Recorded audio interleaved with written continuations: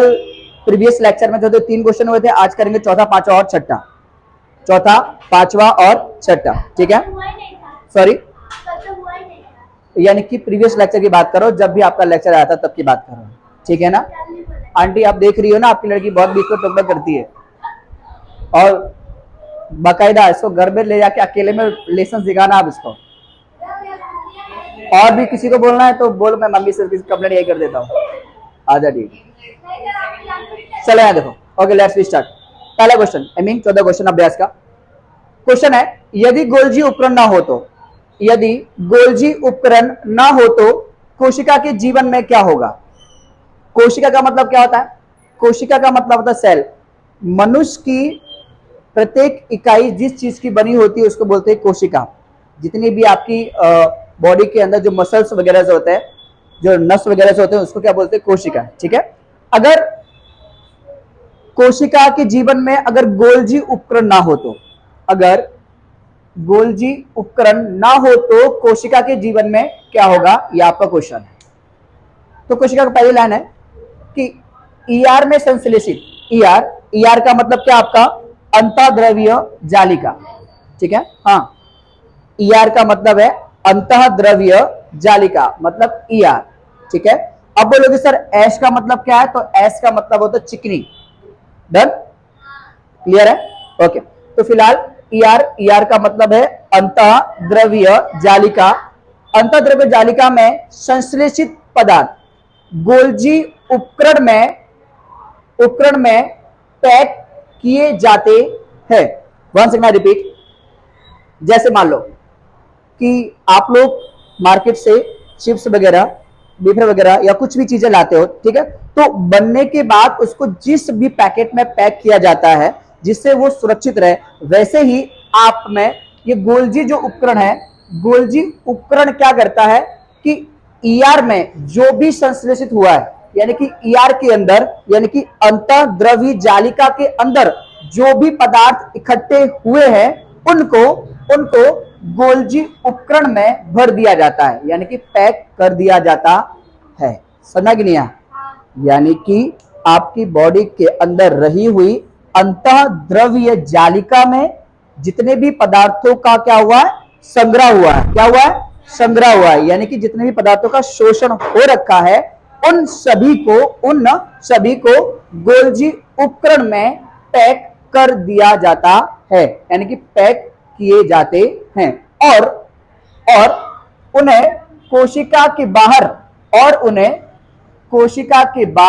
तथा अंदर, और उन्हें कोशिका के बाहर तथा अंदर विभिन्न क्षेत्रों में भेज दिया जाता है। बहुत अच्छा टॉपिक है, इसके से समझते हैं, ध्यान देना। मान लो कि एक बहुत बड़ी फैक्ट्री है, मान लो कि चिप्स बनाने की बहुत बड़ी फैक्ट्री।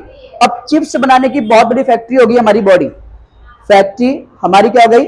बॉडी, ठीक है बेटा। यहां पर फैक्ट्री क्या हो गई? बॉडी होगी। अब फैक्ट्री में किसी भी चीज का मैन्युफैक्चरिंग की जाती है, मान लो कि चिप्स की मैन्युफैक्चरिंग हो रही है, ठीक है। फैक्ट्री होगी हमारी बॉडी, बॉडी के अंदर यानी फैक्ट्री के अंदर चिप्स बनाए जा रहे हैं, ठीक है। अब चिप्स जब बनने के बाद उनको पैकेट में क्या करेंगे? हम इकट्ठा करेंगे, अलग अलग पैकेट में भरेंगे। अब पैकेट को यहां पर नाम दिया है गोल्जी उपकरण। क्या दिया हुआ है? गोल्जी उपकरण, ठीक है। अब पैकेट के अंदर चिप्स को भर के अलग अलग दुकानों पे बेचने के लिए भेज दिया जाता है, हाँ या ना? वैसे ही आपने ईआर में, किसमें? ईआर में, यानी कि चिप्स का पैकेट का नाम है ईआर में आपने जितना भी इकट्ठा या संग्रहित कर रखा है उसको आपने भर दिया गोल्जी उपकरण में, और गोल्जी उपकरण को पैक करके यानी पैकेट बना के अब आपकी बॉडी को जहां जहां पर इनकी रिक्वायरमेंट होगी वहां वहां पर इनको भेज दिया जाएगा, इन्हें डिस्ट्रीब्यूट कर दिया जाएगा। समझा कि नहीं? यहां क्लियर है? वंस अगेन आई रिपीट कि ईआर में संश्लेषित पदार्थ, यानी ईआर में जितना भी पदार्थ इकट्ठा किया गया है उसे गोल्जी उपकरण में पैक कर दिया जाता है, और फिर बॉडी में कहीं भी अंदर या बाहर, बट किसके? तो कोशिका के, क्योंकि इसका महत्व कोशिका में ही पूछा गया है तो कोशिका के बारे में लिखना है।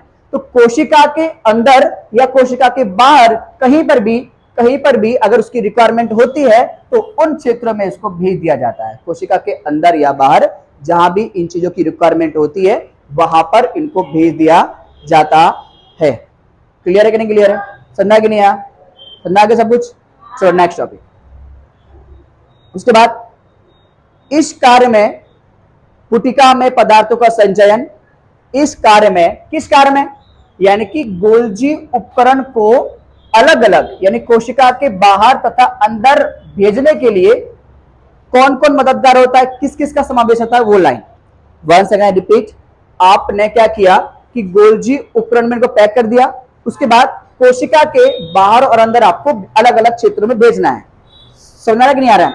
अब जैसे आपको पता है कि चिप्स के पैकेट मुझे बाहर भेजने हैं, अब चिप्स की पैकेट आपके और मेरे कहने से तो बाहर जाएंगे नहीं, उसको बकायदा भेजने के लिए हमें क्या करना है, सिस्टम बिठाना पड़ेगा कि सर इतने डीलर्स आएंगे, ले जाएंगे इस एरिया में उस एरिया में, फिर वो जाके अलग अलग दुकानों पर इसको डिस्ट्रीब्यूट करेंगे। उसी प्रकार गोल्जी उपकरण में, गोल्जी उपकरण जो है वो कोशिका के और अंदर और बाहर जिनको भेजता है वो किस प्रकार भेजता है, उनको भेजने में कौन कौन मददगार होता है ना, और किस किस का समावेश होता है वो हमें देखना है इसमें।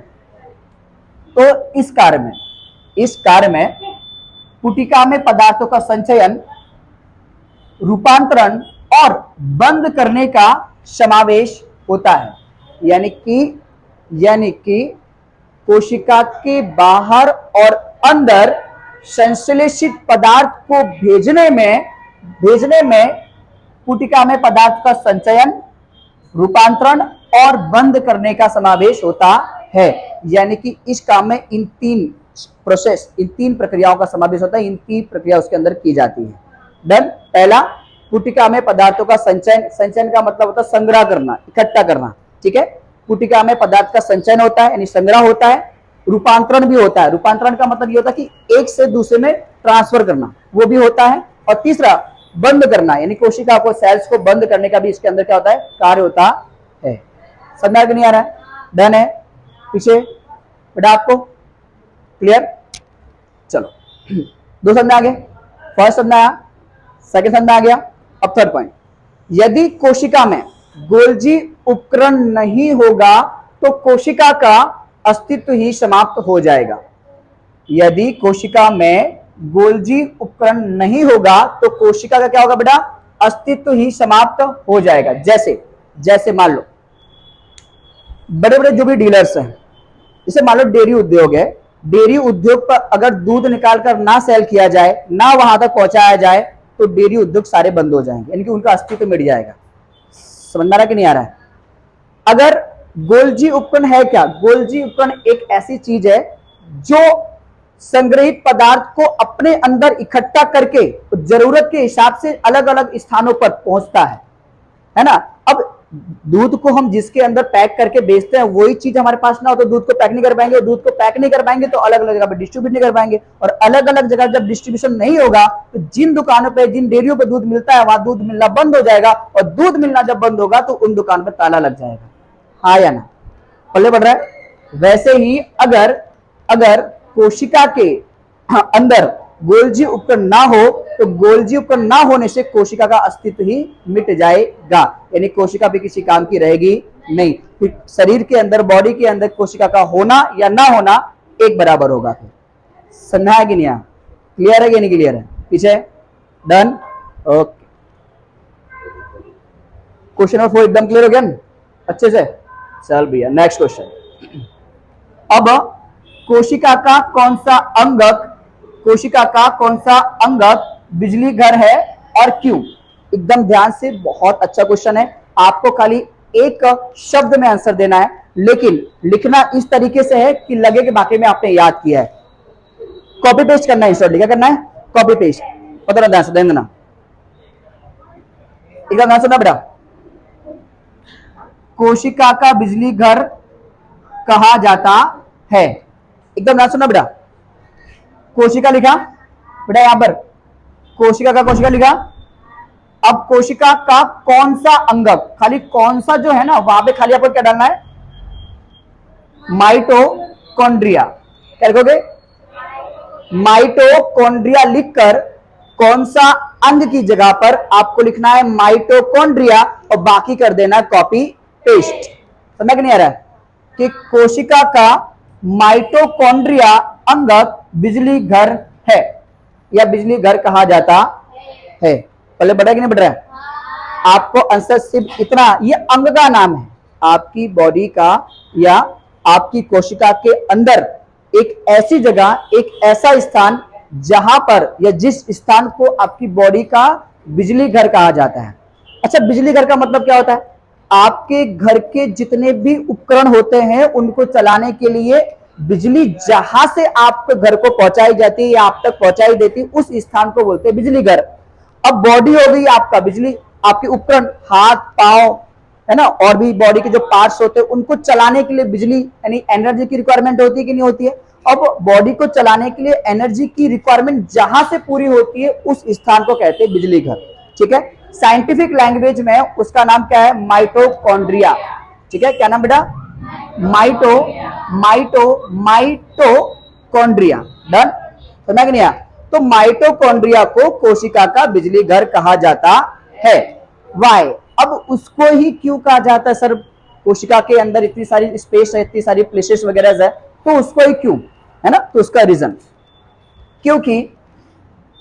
क्योंकि माइटोकॉन्ड्रिया के अंदर भोजन का ऑक्सीकरण होकर ऊर्जा एडिनोसिन, क्या बेटा? Adenosine tri, once again I repeat, adenosine triphosphate यानी कि ATP. Once again I repeat, adeno का ए यानी कि ए हो गया, ट्राई का टी और फॉस्फेट का पी। क्लियर है? एडिनोसिन ट्राइफॉस्फेट बेटा फॉस्फेट का आपका पी होगा, ट्राई का टी होगा और एडिनोसिन का ए। डन, तो क्या देगा? एटीपी। इन शॉर्टली आपकी एग्जाम में 1 मार्क्स के एमसीक्यू में या 1 मार्क्स के खाली जगह किसी में भी आपसे एटीपी का फुल फॉर्म पूछ सकते हैं, तो आपको याद रखना है कि एडिनोसिन ट्राइफॉस्फेट, डन है, के रूप में मुक्त होती है, जिसको हम एटीपी भी कहते हैं। क्या कहते हैं? ATP. Once again I repeat, मैं फिर से बोल दूं, बिजली घर का नाम क्या है? माइटोकॉन्ड्रिया। ठीक है, कोशिका के अंदर माइटोकॉन्ड्रिया नामक जो जगह है, स्पेस है, उसको क्या बोलते हैं बेटा? कोशिका का बिजली घर कहते हैं। और क्यों कहते हैं तो ध्यान सुनना, जब भी हम कोई भी खुराक ग्रहण करते हैं, वैसे ग्रहण करने के साथ साथ जैसे ही उस खुराक में ऑक्सीजन जाके मिलता है, ध्यान सुनना मेरी बात, क्या बोल रहा हूं, जैसे हमने खुराक लिया, खुराक के साथ हम श्वास लेते हैं, श्वास 24 आवर चलती रहती है, श्वास के दौरान ऑक्सीजन गैस जब अंदर जाती है, वो ऑक्सीजन जब खुराक के कणों से मिलती है, तो वैसे ही खुराक के कण छोटे छोटे टुकड़ों में बढ़ जाते हैं। खुराक जैसे ही अंदर गया, वैसे ही खुराक के कण छोटे छोटे टुकड़ों में बढ़ जाएंगे और वो छोटे छोटे टुकड़े ऑक्सीजन से मिलते ही तुरंत टूट जाएंगे और जैसे ही टूटेंगे तो उसमें से ऊर्जा, एनर्जी मुक्त होगी। एनर्जी क्या होगी? मुक्त होगी। और उस एनर्जी को बोलते हैं, जो एनर्जी जो मुक्त हुई वो एनर्जी थी एडिनोसिन ट्राइफॉस्फेट के रूप में मुक्त होती है और उसी एनर्जी से हम वर्क करते हैं। इसीलिए माइटोकॉन्ड्रिया को हम बिजली घर कहते हैं। डन है? पहले बड़ा कि नहीं बड़ा? यस और नो?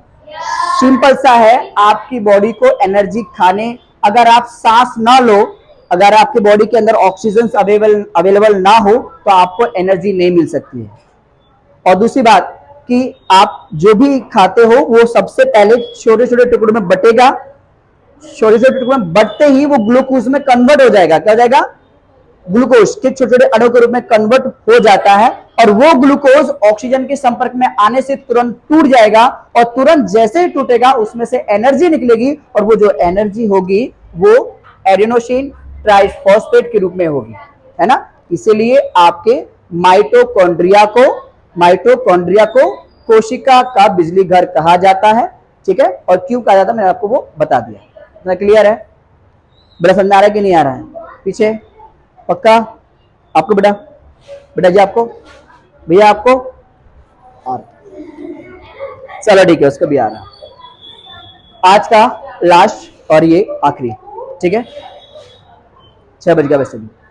चलो देखो, कोशिका झिल्ली को बनाने के लिए, कोशिका झिल्ली को बनाने वाले लिपिड, कोशिका झिल्ली को बनाने वाले लिपिड तथा प्रोटीन,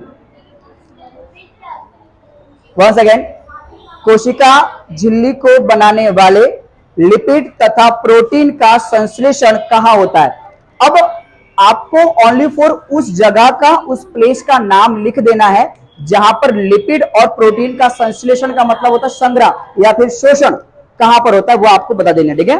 तो यहां पर सारा क्वेश्चन को विवेच करो कि कोशिका झिल्ली को बनाने वाले लिपिड तथा प्रोटीन का संश्लेषण जहां पर लिखा है ना कहां होता है, वहां खाली नाम डाल दो। क्या नाम डालोगे?